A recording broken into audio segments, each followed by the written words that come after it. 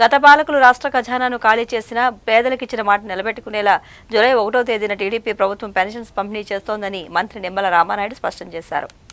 గత పాలకులు రాష్ట్ర ఖజానాను ఖాళీ చేసిన పేదలకిచ్చిన మాటను నిలబెట్టుకునేలా జూలై 1వ తేదీన టీడీపీ ప్రభుత్వం పెన్షన్స్ పంపిణీ చేస్తోందని మంత్రి నిమ్మల రామానాయుడు స్పష్టం చేశారు. పశ్చిమ గోదావరి జిల్లా పాలకొల్లు మండల పరిషత్ కార్యాలయంలో పెన్షన్ల పంపిణీపై ఆయన అధికారులతో సమీక్ష చేశారు.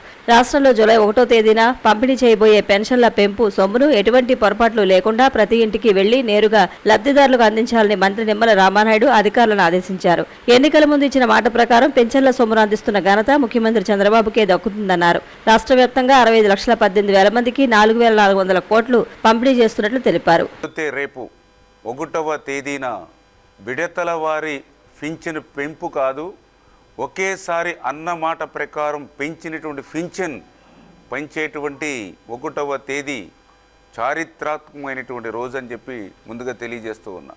మరి ఏప్రిల్ నెలలో ఏదైతే చెప్పామో మరి ఏప్రిల్, మే, జూన్ అప్పుడు ఆ బ్యాలెన్స్ ఏప్రిల్ 1000, మే 1000, జూన్ 1000 3,000 ప్లస్ ఇప్పుడు పెంచినటువంటి పింఛన్ 4,000 మొత్తం 7,000 రూపాయలు రేపు 1వ తేదీన ఆ వృద్ధులు, వితంతులు, దివ్యాంగులు మరి అందుకుంటున్నటువంటి పరిస్థితి. ఎవరైతే దివ్యాంగులు అయితే మరి గతంలో 3,000 రూపాయలు పింఛన్ ఏదైతే ఉందో మరి ఆ 3,000 రూపాయలని రేపు 6,000 రూపాయలకి పెంచి అది కూడా 3 నెలల బ్యాలెన్స్ ఏదైతే 3 3 9,000 రూపాయలు ప్లస్ 6,000 రూపాయలు అంటే 15,000 రూపాయలు ఇవాళ దివ్యాంగులకు అందించేటువంటి పరిస్థితి.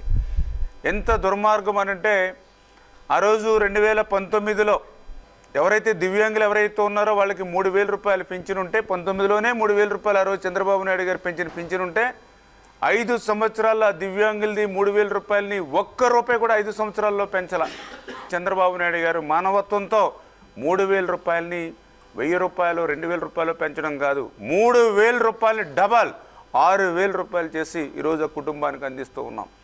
ఎవరైతే శాశ్వత వికలాంగతత్వం ఉండి ఎవరైతే బెడ్ మీద ఉండి పనులు చేసుకునేటువంటి వాళ్ళు ఎవరైతే మరి ఉన్నారో అంటే ఈ యొక్క పక్షపాతం కానీ లేదా డయాలసిస్ కానీ ఇట్లా ఎవరైతే ఉన్నారో వాళ్ళకి 10,000 నుంచి 15,000 రూపాయలు కూడా మరి పెర్ మంత్ మరి వాళ్ళకి ఇచ్చేటువంటి ఆలోచన ఏదైతే రేపు 1వ తేదీ నుంచి ఏదైతే అమలు జరుగుతుందో మరి ఇది ఒక రకంగా ఒక చారిత్రాత్మకమైనటువంటి రోజు. చూస్తే నేను ఏదైతే నెలకి 4,000 రూపాయలు వృద్ధులు, వితంతువులు ఈ క్యాడర్ నెలకి 4,000 అంటే సంవత్సరానికి 12 నాళ్ళు 48,000 రూపాయలు వాళ్ళకి సంవత్సరానికి వస్తూ ఉంది. ఎవరైతే దివ్యాంగులు ఉన్నారో వాళ్ళకి నెలకి 6,000 రూపాయలు అంటే సంవత్సరానికి వాళ్ళకి చూస్తే 72,000 రూపాయలు వస్తూ ఉంది. నిజంగా నేను వ్యవసాయం చేస్తూ ఉంటే నాకు 2 ఎకరాల మీద మరి 40,000 రూపాయలు కూడా రావట్లా. అది కూడా ప్రకృతి సహకరించాలి. రెండవది 365 రోజులు నేను కష్టపడి పని చేయాలి. నేను కష్టపడి పని చేసి ప్రకృతి సహకరిస్తే నాకు 2 ఎకరాల మీద 40,000 కూడా రావట్లా. కానీ ఈరోజు మరి ఆ వృద్ధులు, వితంతులు ఎవరైతే ఉన్నారో వాళ్ళకి 48,000 రూపాయలు ఇవాళ ఈ ప్రభుత్వం ఇస్తూ ఉందని అంటే ఒక 2 ఎకరాల పొలం ఇవాళ వృద్ధులు, వితంతువులకి చంద్రబాబు నాయుడు గరిస్తూ ఉన్నట్టే. ఎవరైతే ఈవేళ 72,000 రూపాయలు అంటే దగ్గర 3 ఎకరాలు మీద వచ్చేటువంటి ఆదాయం అంటే ఎవరైతే దివ్యాంగులు ఉన్నారో వాళ్ళకి 3 ఎకరాలు ఈవేళ చంద్రబాబు నాయుడు గారు దివ్యాంగుడికి ఇస్తున్నట్లే.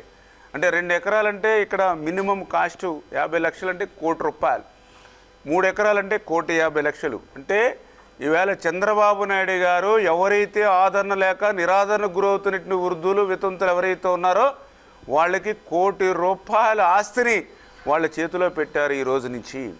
ఎవరైతే దివ్యాంగులు ఎవరైతే ఉన్నారో 1,50,00,000 రూపాయలు వాళ్ళ చేతిలో పెట్టారు. ఈవేళ పెళ్లి చేసుకుంటే కట్న కానుకలు కూడా అంత ఇచ్చేటువంటి పరిస్థితి ఉండదు. తల్లిదండ్రులు కొంతమంది తాత ముత్తాతలు కూడా వాళ్ళకి ఆ రకమైన ఆస్తులు ఇచ్చినటువంటి పరిస్థితి లేదు. ఎందుకంటే వీళ్ళందరూ కూడా కడుపు